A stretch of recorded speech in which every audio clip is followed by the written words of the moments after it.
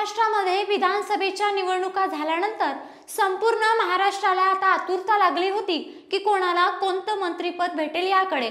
आणि ज्या मंत्रिमंडळाच्या याद्या जाहीर झाल्या त्यापैकी या सर्व मंत्र्यांच्या शपथविधीचा कार्यक्रम नक्की कधी होईल याकडे सर्वांचं लक्ष लागलं होतं। 15 तारखेला नागपूर येथे त्यांचा अखेर शपथविधीचा कार्यक्रम पार पडला आणि 39 मंत्र्यांनी जवळपास मंत्रिपदाची शपथ घेतली। महाराष्ट्राचे राजकारण या चॅनलच्या वतीनं आपण त्या 39 मंत्र्यांची राजकीय कारकिर्दी बघणार आहोत।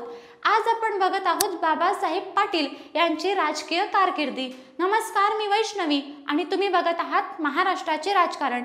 बाबासाहेब पाटील यांचा जन्म महाराष्ट्रातल्या लातूरमध्ये 5 डिसेंबर 1958 रोजी झाला। त्यांचे वडील एक शेतकरी होते। त्यांनी स्वामी विवेकानंद महाविद्यालय अहमदपूर जिल्हा लातूर येथून त्यांनी कला शाखेची पदवी घेतली।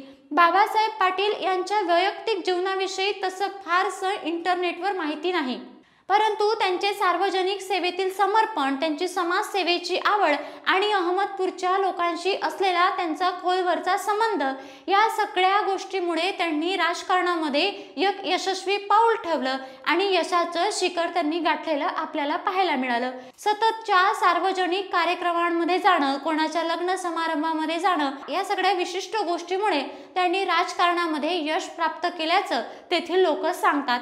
बाबासाहेब पाटील हे राष्ट्रवादी काँग्रेस पक्षाचे सक्रिय नेते आहेत।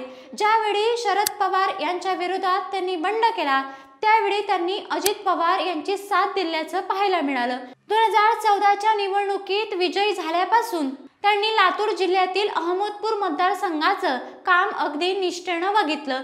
2019 मध्ये ते त्याच कामाच्या जोरावर परत एकदा निवडून आले। ते त्यांच्या निष्ठेसाठी आणि समाजसेवेसाठी संपूर्ण मतदारसंघामध्ये ओळखले जातात। राष्ट्रवादी काँग्रेस आणि त्यांच्या मतदारसंघाप्रती असलेल्या बांधिलकीचे नाते हे अगदी अतूट आहे आणि महाराष्ट्राच्या राजकीय परिदृश्यात त्यांना एक विश्वासू व्यक्ती म्हणून जनता त्यांच्याकडे बघत असते। लातूरच्या जनतेने बाबासाहेब पाटील यांना प्रचंड प्रेम दिलं, म्हणून त्यांनी एकापेक्षा अनेक वेळा त्यांनी सत्तेवर राज्य केलं आणि खुर्चीचे मानकरी ते झाले। आता याबद्दल तुम्हाला आणखीन काही माहिती असेल तर आमच्या कमेंट बॉक्सच्या कमेंट सेक्शनमध्ये कमेंट करून नक्की कळवा।